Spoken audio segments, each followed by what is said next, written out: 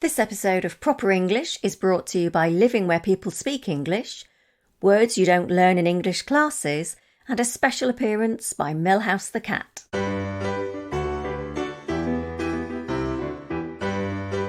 Hello, I'm Dave. And I'm Alison. And in this episode of Proper English, we're talking about what it's like to live in an English-speaking country. How you cope when you're not used to the language. What you miss about home, that sort of thing. I'll tell you what we could do. We could interview someone who's had first-hand experience of living and studying in London. Oh, yeah. Well, I've got the perfect person. One of my italki students, Carla, from Brazil. And she's on the line right now. Is she? Hello, Carla. Hello, Are you Carla. there? Hello, guys. Hi, nice to meet you, Carla. Nice to meet you too. Thanks for having me. Oh, it's so exciting. Yeah. It's. Thanks. Do you know, you've been my student now for nearly 2 years. Can you believe that? Yeah, that's right. Yeah. It was July 2018. I was looking through the Skype conversations and I was like, my goodness, this is ages. Oh, that's so nice. That's amazing. Yeah. Okay, so Carla, I wanted to ask you, what did you expect to experience while living in England, and what surprised you about living in England, if anything? To be honest, I don't think I expected anything because I was trying to be open about, new experiences. Yeah. So, and I wanted to be surprised, And so when I went there, I was positively surprised by what I found. People were really nice. Good. Because usually we have these stereotypes that say British people just keep to themselves and it's hard to make friends with them. And it's not. I mean, they were extra nice. They were polite. And I think actually they have this fear of bothering you. So that maybe people will take it, as, they just keep to themselves. But it's not. They just don't want to bother you. They just don't want to annoy you. But if you need help, they will go out of their way to help you. And that was extremely nice of them. Yeah. Oh, that's so great. And was that in London? Yes, I was in London for 1 year. And also, the one thing I expected is that everyone talked like in the TV show Downton Abbey, to be honest, Right. like this posh accents, because that's what usually, films and TV shows try to sell to us. Right. But it's not. The accents are diverse, but it was really nice. Excellent. Oh, that's great, because, I mean, Londoners won't mind me saying, they haven't got a reputation for being very friendly, even within the UK. Really? Yeah, no, they don't. Maybe I was just lucky. Yeah, they But don't my talk friends, to each other on the I made tube and things, some friends there, some Brazilian friends also went there, and they said the same. They made British friends, and they were all just lovely and supportive. Oh, well, that's it. That's so great. It's such a good news story. I love that. Yeah. So, I've got another question for you, Carla. Now, how much of an impact did living in the UK have on your language, on learning English? Yeah? How much of an impact? Yeah. Well, when I went there, the first 2 weeks, I was still a bit afraid. I was trying to adapt, especially because here in Brazil, when we learn English, we usually learn the American English. Yeah. So there's this transition, about the accent and also the words, because some words you guys write differently, and or even the words are completely different, like sidewalk, and pavement. Yeah. Yes, I made some. I'm not saying mistakes, but yeah, I got some words wrong when I went there. I remember I was trying to buy zucchinis, I think. Right. And the guy couldn't understand me. And I was like, okay, I come back later. And then I had to go home and look it up on internet. And then I found it. And now I don't remember anymore. Courgettes. Yes, exactly. It was something really weird. I mean, Yeah. zucchini is weird as well, but It was like, okay, never heard this one before. So I went there and I bought it. Awesome. Yes. Awesome. Ironically, it's a French word, courgette. Who knew? Is it? Yeah. I didn't know that. And zucchini Italian. I guess. Yeah. In fact, I think we did talk about that. Yeah, well, I think we've Ages talked ago. about it in a previous episode, actually.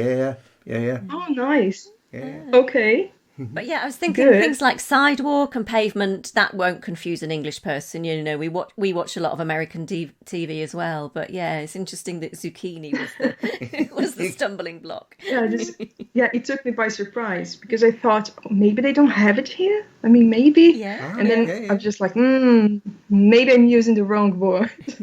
Yeah. But here's an extra question, supplementary question. Did you miss Brazilian food? No, I did not.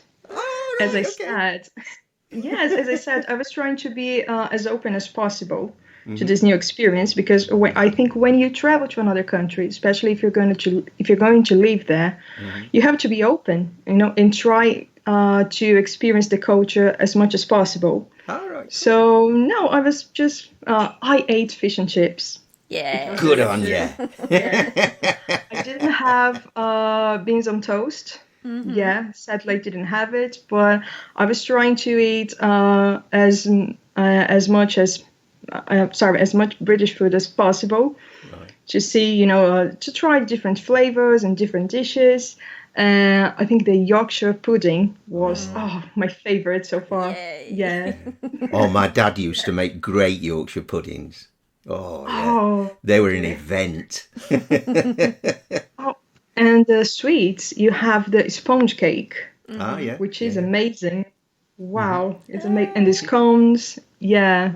So, no, I didn't miss the Brazilian food. Oh, that's brilliant. Oh, great stuff.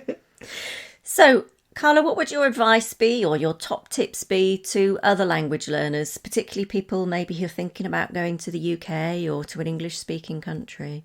Yeah, who are thinking about studying there, Basically, don't be afraid of making mistakes, because I don't think, even if you go to another country, if they don't understand you, they will try to help you. They will try to make other questions to see if if they are following you. They will try to help you, as much as possible. Right. They find a way to help you. And making mistakes is also a way of learning. So, Of course, yeah. yes, I mean, if I make mistakes, for example, during our lessons, and they will correct me, great. There's nothing to be ashamed of. It's something new I've learned. So I think the more mistakes you make, the more you learn.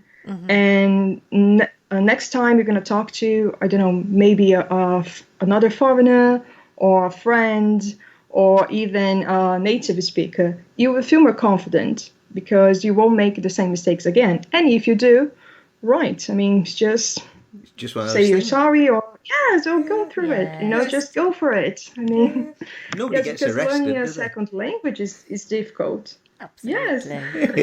Yes.